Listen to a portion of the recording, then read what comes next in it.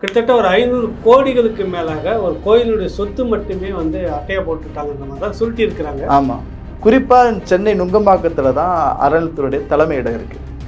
அதற்கு அருகில் இருக்கக்கூடிய அகஸ்தீஸ்வர பிரசன்ன வெங்கடேச பெருமாள் கோயிலுக்கு சொந்தமான சொத்துக்களில் விற்பனை செஞ்சதை இடத்த தனிநபர்களுக்கு விற்பனை. அது யார் செய்யறாங்க? அவங்க ஆணையருடைய அனுமதி இல்லாம அறங்காவலர் குழுவுடைய தலைவர் சொல்லி தர்மகர்த்தா, பரம்பரை தர்மகர்த்தான்னு சொல்லக்கூடிய. இப்ப அந்த கோவில் 2025 கும்பாபிஷேக தேதி அன்னைக்கு தான் கும்பாபிஷேகம் நடத்தணும்னு சொல்லிட்டாங்க. திருச்செந்தூர் முருகப்பெருமானுடைய கோயில்.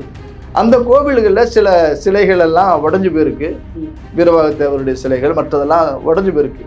அதுல சரிப்படுத்தணும். அங்க பெருமதிப்பிற்குரிய ஐயா சிவநாடார் அவர்கள் 200 கோடிக்கு அந்த திருக்கோயில் மேம்பாட்டுக்கு நிதி அளித்திருக்கிறார். அரசாங்கத்துடைய பங்கீடு 100 கோடி. நான் கட்டுமானம் கட்டுறேன், விடுதி கட்டுறேன், பக்தருடைய வசதிகளுக்கு எல்லாம் பண்றேன், நான் திருப்பதிக்கு இணையா பண்றேன், அப்படியெல்லாம் அறிக்கை விடுறாங்க. இந்த 300 கோடியை என்ன செய்யறாங்க, செலவுதனம் என்ன பண்றாங்கிறது ஒரு வெளிப்படையான வெள்ளை அறிக்கை பொதுமக்களுக்கு உங்க தெரிவிக்கணும். யார் விஐபிகளுக்காக இவங்க காத்துட்டு இருக்க வேண்டியது? ஆமா, யார் விஐபி? இதை கோர்ட்டு தலையிடணுமா? இல்ல, இன்னார் தான் விஐபின்னு நீங்க ஒரு புரோட்டோகால் போடுங்க. நீங்க ஆண்டவன் முன்னால் அனைவரும் விஐபினாலும் கூட அதுக்காக பொதுமக்கள் காத்திருக்க அவசியம் இல்லையே. ஆமா, இப்ப மசூதிக்கு போனா சார் வாங்க வாங்க சாமி முடுங்கிறான். சர்ச்சுக்கு போனா பாதிரியார் வாங்க வாங்க சாமி முடுங்கிறான். நம்ம கோயிலுக்கு போனா கிளம்பு கிளம்பு கிளம்பு கிளம்புங்கிறான். குற்றச்சாட்டுன்னு வரணும். நீ முதல்ல நீங்க யாரு சேர்மன் கெஸ்ட்ன்னு சொல்லிட்டு டெய்லி சாமியை பார்க்கறதுக்கு அழைச்சிட்டு போயிட்டு அங்க உள்ளூர்ல அந்த பணம் பார்க்கக்கூடிய நபர்கள் போல நீ செயல்படுறது தப்பு இல்லையா? பணம் பார்க்கலன்னு சொல்லுங்க. அந்த ஆளை டெய்லி சேர்மனுடைய கெஸ்ட்ன்னு சொல்லி ஆட்களை கூட்டு போகலன்னு சொல்லுங்க. என்ன சார் வேலை?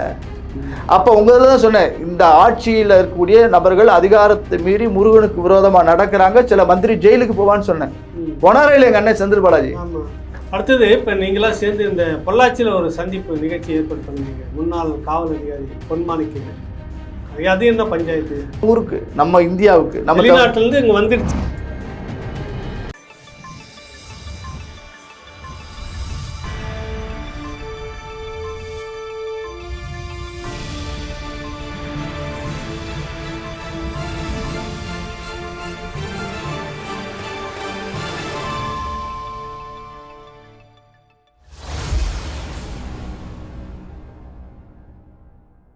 ராவண பார்வையாளர்கள், தமிழ் உறவுகள் மற்றும் ராவண நலவீர்களுக்கு வணக்கம். இந்து தமிழர் கட்சியினுடைய தலைவர் சகோதரர் ராம ரவிக்குமார் அவர்கள் நம்மோடு இருக்கின்றார். வணக்கம் தம்பி, நல்லா இருக்கீங்களா? நல்லா இருக்கீங்க. குறிப்பாக இப்போ சமீபத்தில் நீங்கள் பதிவிட்டது ஒன்று சில இடங்களில் பேசிட்டு இருக்கிறது வந்து ஒரு இந்த அறநிலைத்துறையில் நிறைய விஷயங்கள் எடுத்துகிட்டு வராங்க. நல்லது நடக்குது, கெட்டது நடக்குது. பட்டு இப்போ இந்த அரசு தான் அப்படின்னு சொல்ல முடியாத அளவுக்கு தொடக்கத்திலேருந்து நடந்த ஒரு பெரிய ஊழலை பற்றி பேசிக்கிட்டு இருந்தீங்க. அது விஷயமா நீதிமன்றத்தில் வந்து வழக்கு அப்படின்ற விஷயம்லாம் வந்துட்டு இருந்த தகவல் என்ன, அப்படி ஒரு பெரிய ஊழல்னு சொல்கிறீங்க? முதல்ல இந்த ராவணா முடக்கத்திற்கு பிறகு மீண்டெழுந்த ராவணாவிற்கு என்னுடைய வாழ்த்துக்கள். ரொம்ப நன்றி. அடக்குமுறைகளுக்கு எதிராக தொடர்ந்து தங்களுடைய வீரியமான கருத்துக்களை சமூகத்திற்கு, இந்த நாட்டு மக்களுக்கு சொல்றீங்க. உங்களுக்கு என்றும் நாங்கள் ஆதரவாக இருப்போம். எங்களுடைய வாழ்த்துக்கள். அறநிலைய இந்து சமய அறநிலையத்துறையை பொறுத்த அளவுக்கு இன்னைக்கு திமுக அரசு பதவியேற்ற மூன்றாவது ஆண்டு தொடக்கம். நான் பல நல்லது இந்த துறையில் செஞ்சிருக்கிற பொழுது நான் அதை வாழ்த்தியிருக்கேன், வரவேற்றிருக்கேன். ஆனாலும் கூட திரைமறைவிடல்ல நேரடியாகவோ தெரிந்து தெரியாமலோ பெரிய ஊழல்கள் நடந்துகிட்டு இருக்கு. அதை நம்ம ஊடகத்தின் வாயிலாக நான் வெளிப்படுத்த முயற்சிக்கிறேன். குறிப்பாக சென்னை நுங்கம்பாக்கத்தில் தான் அறநிலையத்துறையுடைய தலைமையிடம் இருக்கு. அதற்கு அருகில் இருக்கக்கூடிய அகஸ்தீஸ்வர பிரசன்ன வெங்கடேச பெருமாள் கோயிலுக்கு சொந்தமான சொத்துக்களில், கோயில் சொத்து கோயிலுக்கு தானே இருக்கணும். கோயிலுக்கு சொந்தமான சர்வே நம்பரை யாராவது தனியார் பட்டாவோ நில உரிமையோ கொண்டாட முடியுமா? முடியாதுல்ல. ஆனா முடியும். இது இப்ப இல்ல, கிட்டத்தட்ட 20-30 ஆண்டுகளாகவே இந்த ஊழல் நடந்திருக்கு. 20-30 வருஷமா நடந்துட்டு இருக்கு. இதுல என்ன ஹைலைட்னு சொன்னா, இந்த கோவிலுக்கு சொந்தமான சர்வே நம்பர் கிட்டத்தட்ட 451, 545, 466, 480, 467, 469, 474, 477, 359 இந்த சர்வே நம்பர் சொத்துக்கள் எல்லாம் நம்ம சாமிக்கு சொந்தமானது. அகஸ்தீஸ்வர பிரசன்ன வெங்கடேச பெருமாள் கோயிலுக்கு சொந்தமானது. இந்த சொத்துக்களை பல நபர்கள் முறைகேடாக சட்டவிரோதமாக ஆணையருடைய அனுமதியின்றி அங்க இருக்கக்கூடிய தர்மகர்த்தாக இருந்த நபர்கள் தனிநபருக்கு விற்பனை செஞ்சிருக்காங்க. விற்பனை செஞ்சது அநியாயம். விற்பனை செஞ்சத இடத்த தனிநபர்களுக்கு விற்பனை. அது யார் செய்யறாங்க? அவங்க ஆணையருடைய அனுமதி இல்லாம அறங்காவலர் குழுவுடைய தலைவர் சொல்லி தர்மகர்த்தா, பரம்பரை தர்மகர்த்தான்னு சொல்லக்கூடிய, அது கிட்டத்தட்ட 1969 அந்த பரம்பரை தர்மகர்த்தாவை நீக்கிட்டாங்க. போலியா வச்சுக்கிட்டு கிட்டத்தட்ட கண்ட்ரோல் வச்சுக்கிட்டு அந்த சொத்துக்கள் எல்லாம் விற்பனை பண்ணியிருக்கிறாங்க. அந்த வித்த சொத்துக்களுக்கு பேங்க்ல லோன் கொடுத்துருக்கான். பேங்க் லோன்னால சாதாரண லோன்னா கிடையாதுங்க. ஒரு சொத்துக்கு மட்டும் 17 கோடி, அப்புறம் 69 கோடி கடன் கொடுத்து 4 கோடி லோன் கொடுத்துருக்காங்க. எல்லாம் தேசியமயமாக்கப்பட்ட வங்கி, தனியார் வங்கிகள். முழு ஆவணங்கள் எடுத்து ஒரு சொத்துக்கு 17 கோடி கடன் கொடுக்குறாங்க. 69 கோடிக்கு கொடுத்துருக்காங்களா? அப்ப அது எவ்வளவு இடமா இருக்கணும்? நிறைய. நான் சொன்ன சர்வே நம்பர்ல நீங்க பாத்துக்கோங்க. இதுல மட்டும் கிட்டத்தட்ட 400-500 கோடி ரூபாய் முறைகேடாக லோன் கொடுத்துருக்காங்க. பிரதான அதிகமான கொடுத்தது மட்டும் படிங்க அதை விவரத்தை. அதாவது ஸ்டேட் பேங்க் ஆஃப் இந்தியா 69 கோடி, சென்னை சென்ட்ரல் ஜாயிண்ட் 2 2010 கொடுத்துருக்காங்க. ACCL லிமிடெட் ஸ்ரீனிவாசராஜன் அப்படிங்கிற நபருக்கு 69 கோடி சீனிவாசராஜன் வாங்கியிருக்கார். 452/123, 452/29, 455/4, 455/5. அப்புறம் 17 கோடிக்கு ஒரு சொத்து கே விஜயா அப்படிங்கிற நபர் ஸ்டேட் பேங்க் ஆஃப் இந்தியாவில் வாங்கியிருக்காங்க. இப்படி சொல்லிக்கிட்டே போகலாம். இதுல நாகேஸ்வர ராவ்னு பேர் வருது, சில கம்பெனிகள், சில தனிநபர்கள் எல்லாம் இருக்கிறாங்க. இது கிட்டத்தட்ட 400-500 கோடி ரூபாய் இருக்கு. இந்த சர்வே நம்பருக்குரிய சொத்துக்களை எப்படி தனிநபருக்கு விற்பனையாச்சு, அந்த விற்பனையான நபர்கள் அல்லது ஆவணங்கள் அந்த டாக்குமெண்ட் கொடுத்து பேங்க்ல லோன் வாங்கியிருக்காங்கன்னா என்ன நடந்துச்சுங்கிற விஷயத்த முழுமையாக ஒரு சிபிஐ விசாரணை நடத்தி சார் இத்தனை வருஷமா நடந்திருக்க. சரி, யாருனாலும் பரவாயில்ல, நீங்க உள்ளூர் போலீஸோ வெளியூர் போலீஸோ வெளிநாட்டு போலீஸோ கூட கூட்டுவாங்க, எங்க கோயில் சொத்தை கொடுங்க. இதைத்தான் நான் கேட்கிறேன். இது சம்பந்தமாக ஆணையரை சந்திச்சு மனு அளிக்க இருக்கிறது முதல் செய்தியா நான் பதிவு பண்ணிக்கிறேன். நான் நிறைய இந்த அரசாங்கம் ஒரு 500 கோடி கணக்கு போட்டு நீங்க பார்த்தா, ஆமா 500 கோடி வேலை வரும். 500 கோடி இது பேங்க் லோன் மட்டும். இது தவிர்த்து முறைகேட பல பேர் வாங்கியிருக்காங்க. இடங்கள் பரிவர்த்தனையா இருக்கு. நீங்க ஒரு ஆக்கிரமிப்பாளர் இருப்பீங்க, முறைகேட வாங்கியிருப்பீங்க, உங்கள்கிட்ட இருந்து நான் வாங்கியிருப்பேன். இதுல சில சினிமா திரை பிரபலங்களும் இருக்கிறாங்க. அது ஒரு பல நூறு கோடி அது இருக்கு. இப்ப இதையெல்லாம் நீங்க ஏன் நீங்க துரிதமா வழக்க நடத்த மாட்டேங்கிறீங்க? உங்களுக்கு பக்கத்துல தானே இருக்கு, கூப்பிடுற தூரத்துல தானே இருக்கு, நடந்து வர தூரத்துல தானே இருக்கு. நான் அங்க போய் அதை மீட்டுட்டேன், இங்க போய் இதை மீட்டுட்டேன்னு சொல்றீங்க. இதெல்லாம் அதை மீட்க வேண்டியதானே? ஒரு நோட்டீஸ் விட வேண்டியதானே? ஒரு விசாரணை கமிஷன் வைக்க வேண்டியதானே? ஏன் பண்ண மாட்டேங்கிறீங்க? இதெல்லாம் பண்ணுங்கன்னு அந்த அரசாங்கத்தை கேட்டுக்கிறேன். சேகர் பாபு அண்ணன் இப்போ 2-3 மாசமா அமைதியா இருக்காங்க. தேர்தலுக்கு அப்புறம் என்னன்னு தெரியல, என்ன ஆச்சுன்னு தெரியல. அதனால அவருடைய கவனத்துக்கு நான் பணிவா சமர்ப்பிக்கிறேன். ஏன்னா ஆட்சி அதிகாரத்துல இருக்கிறவங்க அவங்கதான். அது ஒரு 20-30 வருஷமா நடந்துட்டு இருக்கு. ஆமா, அதுல அதுக்கான தீர்வு கொடுக்கணுங்கிறது நான் அந்த அரசாங்கத்தை முதல்ல வேண்டிக்கிறேன். 2வது, இப்ப இருக்கக்கூடிய அறநிலைத்துறையில சில கோவில்கள், இப்ப திருச்செந்தூர் கோவில் இருக்கு. அந்த கோவில் வரக்கூடிய 25வது வருஷம் 7/7/2025 கும்பாபிஷேகம் பிக்ஸ் பண்ணிட்டாங்க. இப்ப அந்த கோவில் 2025 கும்பாபிஷேக தேதி அன்னைக்கு தான் கும்பாபிஷேகம் நடத்தணும்னு சொல்லிட்டாங்க. திருச்செந்தூர் முருகப்பெருமானுடைய கோயில். அந்த கோவில்கள்ல சில சிலைகள் எல்லாம் உடஞ்சு போயிருக்கு. வீரபாகத்தேவருடைய சிலைகள் மற்றதெல்லாம் உடஞ்சு போயிருக்கு. அதுல சரிப்படுத்தணும். இன்னைக்கு காலையில ஒரு அன்பர் ரொம்ப ஆச்சரியமான ஒரு செய்தி சொல்றார். திருச்செந்தூர்ல இருக்கக்கூடிய செந்திலாண்டவருடைய உள்ள இருக்கக்கூடிய கருவறையில் இருக்கக்கூடிய அந்த சந்நிதியில் இருக்கக்கூடிய திருமேனி சாமி சிலை கால் பெருவரலோ ஏதோ ஒரு விரல் பின்னப்பட்டு போயிருக்கு. பின்னம்னா உடஞ்சு போயிருக்கு. அந்த உடஞ்சு போனதுக்கு 2009-2010 காலத்துல கோர்ட்டில் போய் அதுக்கு மாற்றா என்ன பண்ணலாம் அப்படிங்கிற பொழுது தங்கத்துல விரல் செஞ்சு அதுக்கு ஜாயின் பண்ணியிருக்கதாகவும் அதுக்கு தங்க திருவடி அவருடைய காலடியை செஞ்சு சமர்ப்பிச்சிருக்கதா சொல்றாங்க. இப்போ முறையாக இந்த கோவிலை மீண்டும் இப்போ கும்பாபிஷேகம் வரக்கூடிய சூழலில் திருச்செந்தூர் கோவிலில் என்னெல்லாம் சரி செய்ய வேண்டுமோ அதை முறையாக ஆகம விதிகளுக்கு பண்ணணும். அதை சொல்லணும் இல்லை, முதல்ல அதைத்தான் அவங்க செய்யணுமே. உள்ள என்ன நடந்திருக்குன்னு தெரியாத. இப்ப இன்னைக்கு செய்தி சொல்றாரு ஒரு நண்பர், அதை அவங்கள்ட்ட பகிர்ந்துக்கிறேன். ஒன்னு சுவாமி சிலையை சரிப்படுத்துங்க, இல்ல சுவாமியுடைய திருமேனியை நீங்க வேற மாற்று வைக்கிறதுக்கு. ஏன்னா பின்னமான உடஞ்சு போனதை ஒரு பின்னமானதை வழிபாட்டுக்கு செய்ய முடியாது. இது எல்லாமே விதிகளுக்கு உட்பட்டு, நான் சொல்றது தவறா கூட இருக்கலாம், தவறு மீன்ஸ் சொல்லக்கூடிய முறை தவறா இருக்கலாம், ஆனால் மிக சரியான பூசகர்களை வைத்து முறையான ஆன்மீக ரீதியான அனுமதி பெற்று அரசுடைய அனுமதி பெற்று இதை செய்ய வேண்டும்ங்கிறது முதல் கோரிக்கை நான் முன் வச்சுக்கிறேன். அங்க பெருமதிப்பிற்குரிய ஐயா சிவநாடார் அவர்கள் 200 கோடிக்கு அந்த திருக்கோயில் மேம்பாட்டுக்கு நிதி அளித்திருக்கிறார். அரசாங்கத்துடைய பங்கீடு 100 கோடி, 300 கோடி ரூபாய் அங்கே திருச்செந்தூர் கோவிலில் நான் கட்டுமானம் கட்டுறேன், விடுதி கட்டுறேன், பக்தருடைய வசதிகளுக்கு எல்லாம் பண்ணுறேன், நான் திருப்பதிக்கு இணையாக பண்ணுறேன், அப்படியெல்லாம் அறிக்கை விடுறாங்க. இந்த 300 கோடியை என்ன செய்கிறாங்க, செலவுதனம் என்ன பண்ணுறாங்கிறது ஒரு வெளிப்படையான வெள்ளை அறிக்கை பொதுமக்களுக்கு உங்க தெரிவிக்கணும். தெரியப்படுத்துங்கிறேன். ஒரு பெருமகன் 200 கோடி கொடுத்துருக்கிறார்ல, அரசாங்கம் நீ 100 கோடி கொடுக்குறோன்னு சொல்றல, இது வெளிப்படையா நாங்க இன்னெல்லாம் செய்கிறோம், இதுக்கு இத்தனை கோடி இதுக்கு இத்தனை கோடின்னு ஒரு டிஸ்பிளே வைக்கிறதுல உங்களுக்கு என்ன பிரச்சனை? மக்களுக்கு தெரியப்படுத்துறது என்ன பிரச்சனை? சில நேரம் நீங்க காசு கொடுத்துருவீங்க சார், நானும் செஞ்சு முடிச்சிருவோம் சார், செஞ்சு முடிச்சு போட்டு கணக்கு சரியா வச்சுருவோம், ஆனா நடந்ததுன்னா இறைவனுக்கு தெரியும், அந்த அதிகாரிகளுக்கு தெரியும். அதனால இது வெளிப்படையான நிர்வாகம் அங்கே வேண்டுங்கிற வேண்டுகோளை முன் வச்சுக்கிறேன். 3வது அங்க செய்தி திருச்செந்தூர் கோயிலை பொறுத்தளவுக்கு அங்க இருக்கக்கூடிய இணை ஆணையர் எப்படி சில பேர் விதிகளுக்கு மீறி கூட்டு போறாங்க, காசு சம்பாதிக்கிறாங்கன்னு சொன்னாங்கல்ல, அங்க இருக்கக்கூடிய இணை ஆணையர் அங்க இருக்கக்கூடிய சில அதிகாரிகள் எல்லாம் வச்சு ஒரு வாட்ஸ்அப் குரூப் மாதிரி தர்சன் குரூப் அப்படின்னு வச்சுட்டு ஜேசிஐயா சொன்னாதான் இந்த வழியா விஐபிகள்னு சில பேர் போக முடியும். அதுக்கு அவங்க முறைப்படி போறாங்களா இல்லை வேற எதுவும் சகாயம் பண்ணி போறாங்களான்னு தெரியாது.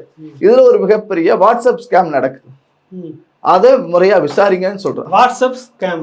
ஆமா. அது எப்படி? இப்ப 100 ரூபா டிக்கெட்ல போவோம், சில பேர் ஐயா விஐபின்ட்டு போவாங்க. அது இப்போ உங்களுக்கு தெரியாத விஷயம் கிடையாது, எப்படியெல்லாம் இவங்க ஊழல் செய்வாங்கன்னு தெரியும். அது செந்திலாண்டவனுக்கு தெரியும். ஊழல் ஏது இருக்கிறதா இல்லை நீங்க ஆய்வு பண்ணுங்க, எல்லாருக்கும் சமமா முறையான நீங்க தரிசனத்துக்கான விஷயத்தை கொடுங்க, வெளிப்படையா வைங்க. ஆண்டவன் முன்னால் அனைவரும் சமம்னு கோர்ட்டு சொல்லுதுங்க சாமி. அப்ப ஆண்டவன் முன்னாடி என்ன விஐபி? திருப்பதி தேவஸ்தானத்துல எல்லாமே ஆன்லைன்ல வந்து முறையா வாங்கிட்டு முறையா போறதுன்னு ஒரு இது சிஸ்டம் கொண்டு. ஆமா ஆமா ஆமா, அது மாதிரி இங்க பண்ணுங்க. பண்ண மாட்டேங்கிறீங்களே. இங்க எப்படி நடக்குது? முன்னாடி போற ஐயரு சாமி பார்க்கறது கூட்டு போனா அப்படின்னு குற்றம் சொன்னாங்க. இப்ப அதிகாரிகள் சொன்னாதான் இந்த கோவில் ஊழியர்கள் கூட்டு போறாங்க. இப்ப 2-3 மாசம் முன்னாடி நீங்க பார்த்தீங்கன்னு தெரியும், காசு எண்ணி ஒருத்தர் கொடுப்போம், மஞ்சள் பையில போட்டுக்கிட்டே இருப்பான். என்னாச்சு? பக்தர்களை சில பேர் வந்து கரடமுறை அதிகாரிகள் நடந்துக்கிறான், அங்களுடைய அந்த செக்யூரிட்டி தனியார் காவலர்கள் நடந்துக்கிறான், பக்தர்களை வேதனைப்படுறாங்க. இதெல்லாம் ஒருத்தன் வந்து நிம்மதி இருந்தாலும் சார் கோயிலுக்கு வர்றான், அங்க வரக்கூடிய இடத்துல நிம்மதி இல்லைன்னா என்ன சார் பண்ண முடியும்? இதெல்லாம் நியாயமா சார்? இதெல்லாம் சரிப்படுத்தணும், இந்த அரசாங்கம் சரிப்படுத்தணும். ஒரு வெளிப்படையான பக்தர்களுக்கு தேவையான விஷயங்களை செய்யணுங்கிற வேண்டுகோள் முன் வச்சுக்கிறேன்.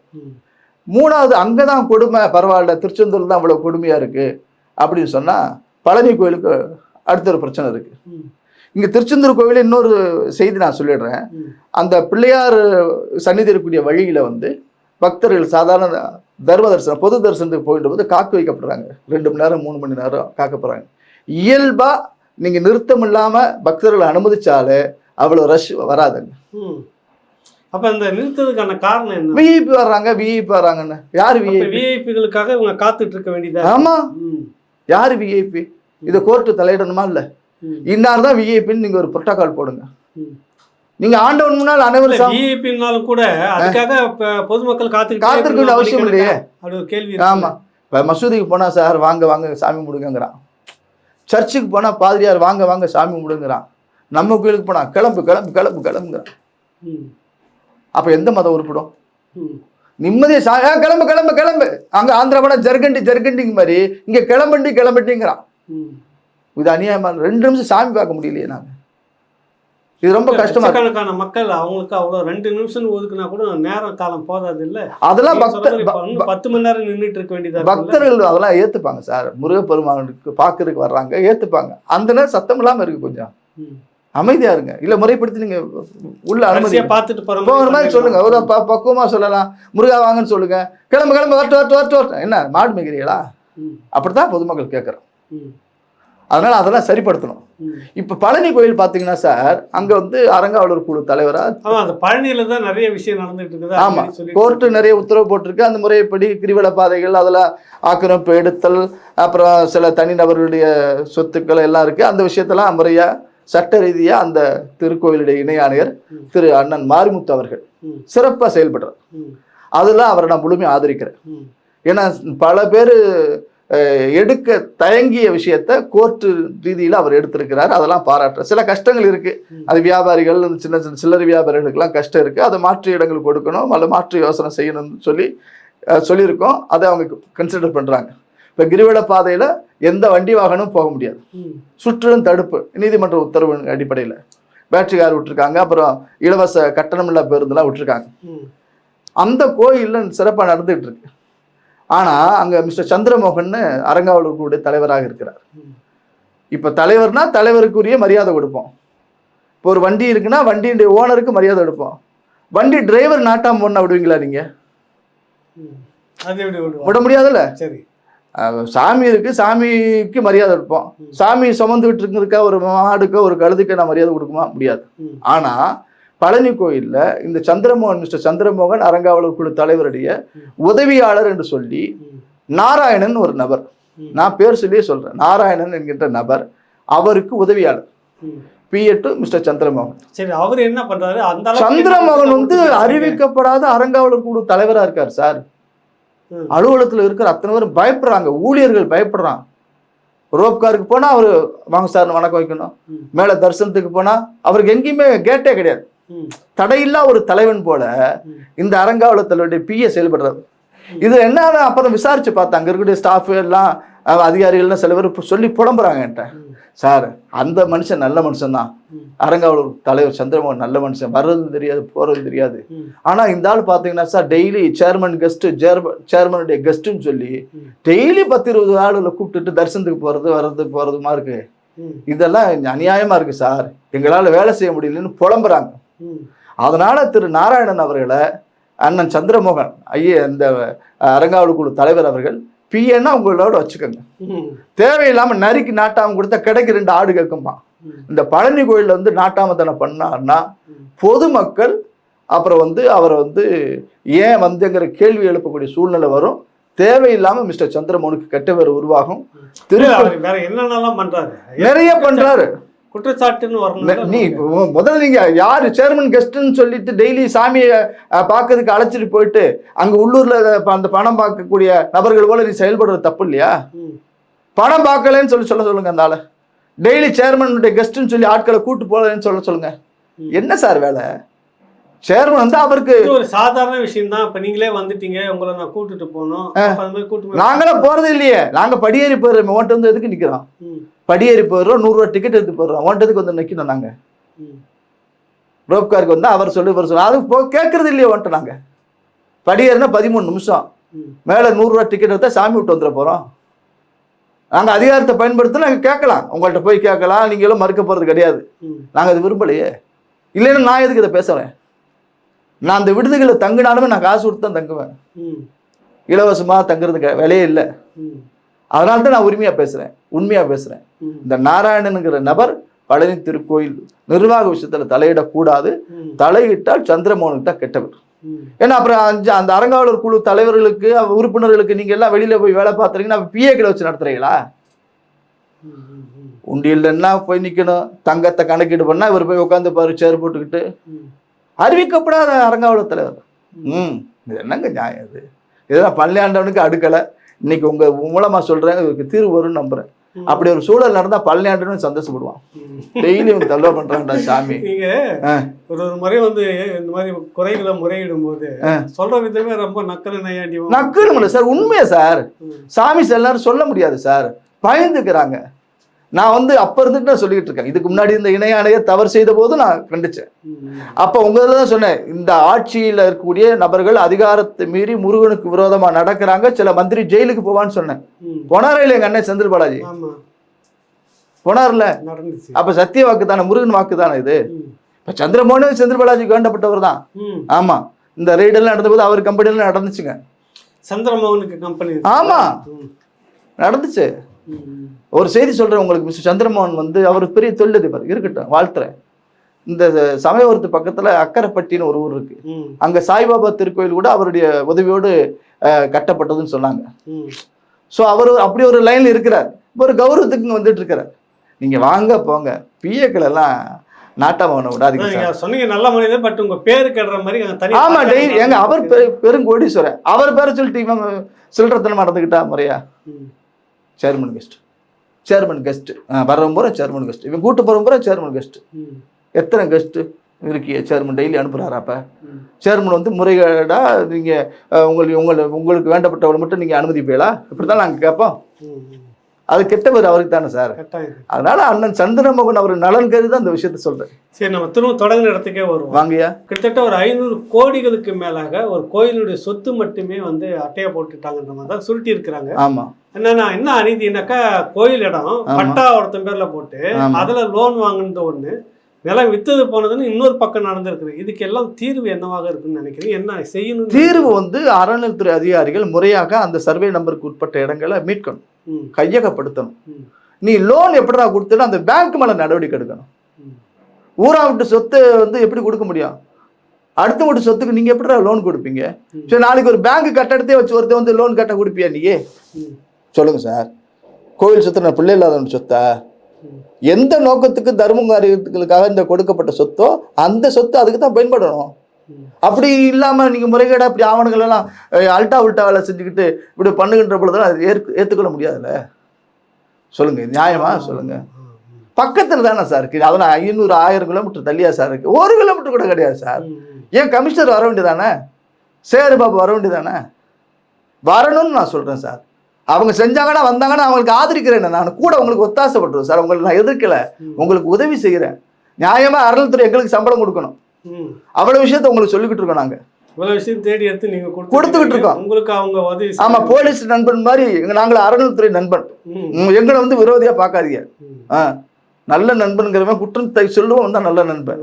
உங்களுக்கு ஜாலரா படுற நண்பன் கிடையாது. அதான் நாங்க அரசாங்கத்துல வேண்டிக்கிறோம். நாங்க அடுத்தது இப்போ நீங்களாம் சேர்ந்து இந்த பொள்ளாச்சியில் ஒரு சந்திப்பு நிகழ்ச்சி ஏற்பாடு பண்ணுவீங்க. முன்னாள் காவல் அதிகாரி பொன்மாணிக்கவேல் மீச. ஆமாம். அது என்ன பஞ்சாயத்து? பஞ்சாயத்து எங்க நீங்க பார்த்தா எல்லாமே பஞ்சாயத்துன்னு சொல்ல வர்றாங்க, வேற ஒன்றும் இல்லை. நல்ல பஞ்சாயத்து தான், ஒன்றும் கெட்ட பஞ்சாயத்துலாம் ஒன்றும் கிடையாது. ஓய்வு பெற்ற அதிகாரி ஐயா பொன்மாணிக்கவேல் அவர்கள் பொள்ளாச்சியில் முருக பக்தர்கள், சிவனடியார்கள், இந்து இயக்கத்து தலைவர்கள் எல்லாத்தையும் ஒருங்கிணைச்சு கோயிலுக்கு ஒரு பிரச்சனைன்னு சொன்னால் எல்லாம் ஒன்று சேரணும், உங்களுக்கான செயல் திட்டங்கள் இயக்கங்களுக்கு தனித்தனியாக இருந்தாலும் கூட நீங்கள் அதெல்லாம் ஒன்று சேரணும் அப்படின்னு சொல்லி சொன்னார். அதை நாங்கள் முழுமையாக வரவேற்றோம். அவர் சொன்னதில் ரொம்ப குறிப்பிடும்படியான விஷயங்கள், கிட்டத்தட்ட 1200 சிலைகள் சம்திங் வெளிநாட்டில இருந்து நம்ம தூதரகத்தில் கொடுத்தாச்சு. வாஷிங்டன்ல கொடுத்துட்டாங்க. இந்திய தூதரகத்தில் கொடுக்கப்பட்ட சிலைகளை, அதாவது சிலைகள்லாம் தெய்வ திருமேனிகளை இந்தியாவுக்கு கொண்டு வரணும், அதுக்கு நீங்க எல்லாம் முயற்சி எடுக்கணும்னு சொன்னாங்க. அப்ப நம்ம தூதரகத்துக்கு வந்த சிலைய திருமேனிய நம்ம ஊருக்கு, நம்ம இந்தியாவுக்கு, நம்ம தூதரகத்தை ஒப்படைச்சிட்டான். கிட்டத்தட்ட 1200 திருமேனி சொன்னார்.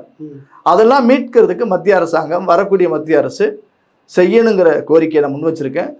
அதே போல வருங்கால பாரத பிரதமர் ஐயா நரேந்திர மோடி அவர்களுக்கு மத்திய அரசாங்கம் ஒரு சிலை கடத்தல் தடுப்பு பிரிவுன்னு ஒன்று உருவாக்கி அதை திரு பொன்மாணிக்கவேல் அவர்களை சிறப்பு அதிகாரி நியமிக்கணும். நீங்களே முடிவு பண்ணிடுறீங்க? நாங்க கோரிக்கை வைக்கிறேன். ஏற்கனவே அந்த துறையில அனுபவம் இருக்கு. அப்ப அங்க இருக்கக்கூடிய சாமியெல்லாம் சீக்கிரம் வந்துருமில்ல. ஒரு அதிகாரம் ஒருத்தருக்கு கொடுக்கின்ற பொழுது, ஒரு சிறப்பு அந்தஸ்து கொடுக்கின்ற போது எளிமையாக இந்த வேலை முடியுங்கிற விஷயத்தையும் நான் முன் வச்சிருக்கிறேன். அதே போல கிட்டத்தட்ட 75 வழிகாட்டி நெறிமுறைகளை நீதிபதி ஐயா மகாதேவன் அவர்கள் ஆதிகேசவ பெஞ்ச் 2015 கொடுத்தது. அந்த விஷயம் 70 கோவில் சம்பந்தமான இதெல்லாம் வழிகாட்டி நெறிமுறைகள் சொல்லியிருக்கிறாங்க. இந்த 75 வழிகாட்டி நெறிமுறைகளின்படி திருக்கோயில் சார்ந்த விஷயங்கள் அறநிலைத்துறை எத்தனை நிறைவேற்றி இருக்கு, எத்தனை நிறைவேற்றல, அது 2 வாரம் 3 வாரம் 4 வாரம் 6 வாரம்லாம் காலக்கெடு கொடுத்துருக்குறாங்க. இந்த கொடுத்த உத்தரவுகள் நடைமுறைகள் என்ன இருக்கு, எதெல்லாம் நிறைவேறி இருக்கு, எதெல்லாம் நிறைவேறலை அப்படிங்கிற விஷயத்த ஒரு வெளிப்படையான அறிக்கையை இந்த அரசாங்கத்தில் நான் கேட்குறேன். நானும் வெள்ளை அறிக்கை கேட்டுட்டு தான் இருக்கேன். அவங்களும் வெள்ளை பேப்பரை காமிச்சு அறிக்கை விட்டுக்கிட்டே இருக்காங்க. ஆமா, அதனால பாப்போம். இது மீண்டும் வேதாள முருகமறையார் மாதிரி நீங்க திரும்ப இதை கேட்டுங்கிறீங்க. நான் கேட்டுட்டு தான் இருப்பேன். சத்தியத்தின் வார்த்தைகளை நான் பிரபஞ்சத்துல விதைச்சுக்கிட்டே இருப்பேன். நிச்சயமா அதுக்கு வெள்ளை பேப்பரா கொடுத்துக்கிட்டே இருக்கிறாங்க. வெள்ளை அறிக்கை கேட்கிறான், நீ வெள்ளை அறிக்கை தானே கொடுக்குறாங்க. பாப்போம். எல்லாத்துக்கும் ஒரு இன்னைக்கு விதைச்சு வச்சிருக்கோம், என்னைக்கு நாள் அறுவடை ஆகும்ல. யாரும் பேசாத பொழுது ஒருத்தன் பைத்திய மாதிரி பேசினா அப்படின்னு யாராவது பேசுவாங்கல்ல, அதுக்காகவே நான் பேசுறேன். நல்லது. நிறைய முயற்சிகள் முன்னெடுத்துக்கிட்டே இருக்கீங்க. நல்லபடியாக முடியட்டும் முயற்சிகள். நன்றி, வணக்கம். வணக்கம்.